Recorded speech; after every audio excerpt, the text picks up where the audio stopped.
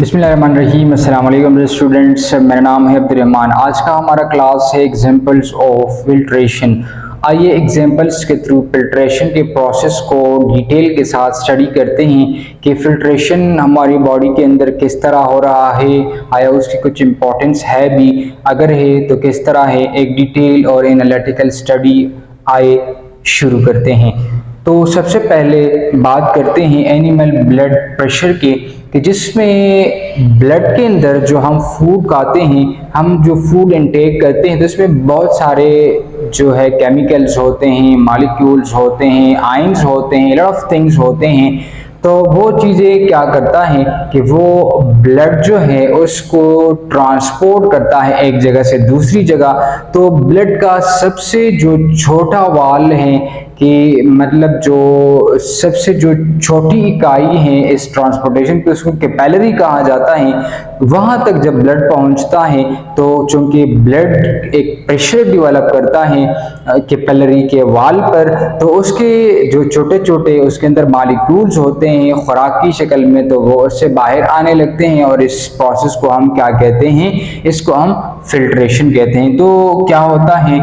pushes dissolved molecule across a semi-permeable membrane, यानी ये push करता है डिजॉल्व मॉलिक्यूल्स को। तो जो छोटे मॉलिक्यूल्स होते हैं तो वो क्रॉस करते हैं एक सेमी परमेबल मेम्ब्रेन्स को, और जो लार्ज मॉलिक्यूल होते हैं जैसे फॉस्फोलिपिड्स हैं, जैसे प्रोटीन्स हैं, जैसे बड़े बड़े मॉलिक्यूल्स हैं, तो वो उसे पास नहीं हो सकते, यानी ये वाल क्रॉस नहीं कर सकता। लेट्स से ये हमारे साथ कैपिलरी का एक सेल है, तो ये उसके अंदर ब्लड आ रहा है, यानी ब्लड प्रेशर इसके अंदर क्रिएट हो रहा है। तो अब इस ब्लड के अंदर दो तरह की चीज़ें हैं। एक वो चीज़ है जो कि डिजॉल्व तो सारे हैं, क्योंकि लिक्विड ही की सूरत में है, ब्लड लिक्विड की सूरत में है, तो ये सारी चीज़ें ब्लड के अंदर डिजॉल्व है। लेकिन दो तरह की चीज़ें हैं। एक वो चीज़ है जिसका साइज बड़ा है, यानी लार्ज मॉलिक्यूल, और एक वो है जिसका साइज छोटा है, यानी छोटे छोटे मॉलिक्यूल हैं, स्मॉल साइज मॉलिक्यूल्स हैं। तो उसके जो कैपिलरीज के अंदर जो छोटे छोटे सुराख हैं, तो वो इससे क्रॉस करते हैं जो छोटे मॉलिक्यूल हैं, स्मॉल मॉलिक्यूल के came out of capillary wall. इस कैपिलरीज के वॉल को ये क्रॉस करते हैं, या इस तरह आर पार और इस तरह भी, और ये इससे बाहर आने लगते हैं। जब ये बाहर आने लगते हैं तो यहाँ पर और भी बहुत सारे सेल्स होते हैं, क्योंकि मल्टी सेलुलर और मल्टी सेलुलर ऑर्गेनिज्म की हम बात कर रहे हैं, तो इसके अंदर बहुत सारे सेल्स होते हैं। इसी तरह वहाँ पर भी, तो ये जो पार्टिकल हैं जो कि फूड पार्टिकल हैं, तो सेल क्या करता है कि सेल इस पार्टिकल को हासिल करने के लिए कोशिश करता है और उसके लिए तवानाई इस्तेमाल करते हैं, और ये चीज़ हासिल करता है। तो कोई भी फॉरेन पार्टिकल जो कि सेल के अंदर आ रहा हो और वो लिक्विड की सूरत में हो, तो इस प्रोसेस को हमने डिटेल के साथ मुतालिया किया था, उसको हम कहते हैं पेनोसाइटोसिस। ठीक है। और यहाँ पर आप देखिए जो लार्ज साइज मॉलिक्यूल है can not cross sell membrane of capillaries, ये इस मेम्ब्रेन को क्रॉस नहीं कर सकता।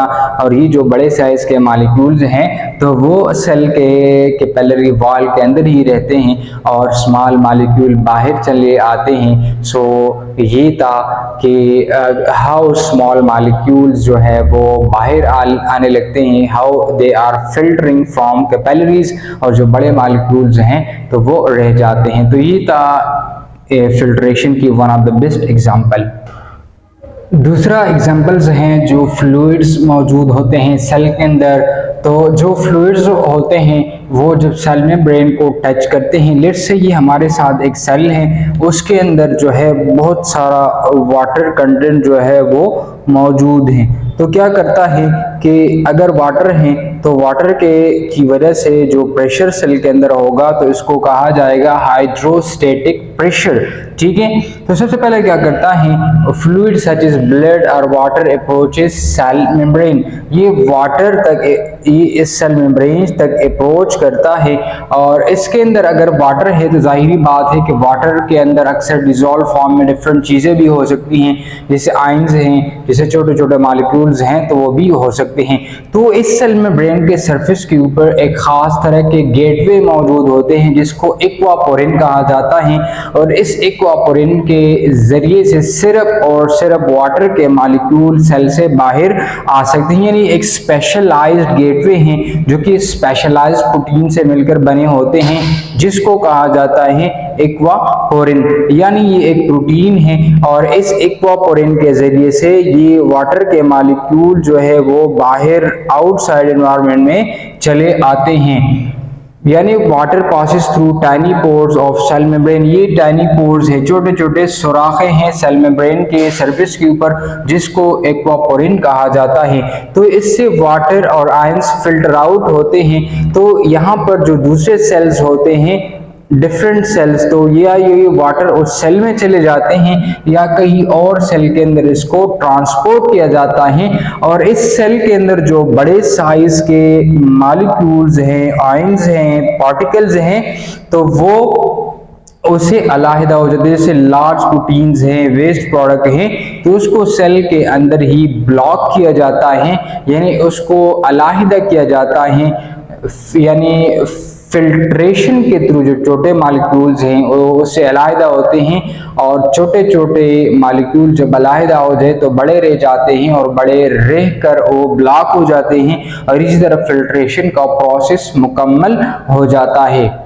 फिल्ट्रेशन की तीसरी एग्जांपल वो किडनी फिल्ट्रेशन है। जैसे kidney one of the best example filtration को समझने के लिए वो क्या करता है, यूरिनेशन का प्रोसेस करता है, यानी यूरिन फॉर्मेशन करता है, जिसमें वेस्ट प्रोडक्ट होते हैं, जिसमें वो सारी चीज़ें होती हैं जो सेल को नहीं चाहिए होती, और वो सेल से उसको रिमूव किया जाता है। उसके अंदर हार्मफुल वेस्ट होते हैं, वेस्ट प्रोडक्ट होते हैं, वो फिल्टर आउट होते हैं, और फिल्टर आउट होने के बाद उससे यूरिन बनती है, और वो सेल से उसको बाहर फेंक किया जाता है। जो लार्ज मॉलिक्यूल्स होते हैं वो सेल के अंदर ही रह जाते हैं, जैसे प्रोटीन्स हैं, क्योंकि वो सेल मेम्ब्रेन को क्रॉस नहीं कर सकता, तो ये सेल के अंदर रहते हैं। और इसी तरीके से फिल्ट्रेशन का प्रोसेस होता है, और वो तमाम चीजें सेल से बाहर निकाल फेंके जाते हैं जो सेल को नहीं चाहिए होता। तो ये आज का हमारा क्लास फिल्ट्रेशन के हवाले से कि फिल्ट्रेशन के कितने एग्जाम्पल्स थे, मैंने कोशिश की कि तीनों एग्जाम्पल्स के थ्रू आपको समझाऊं। तो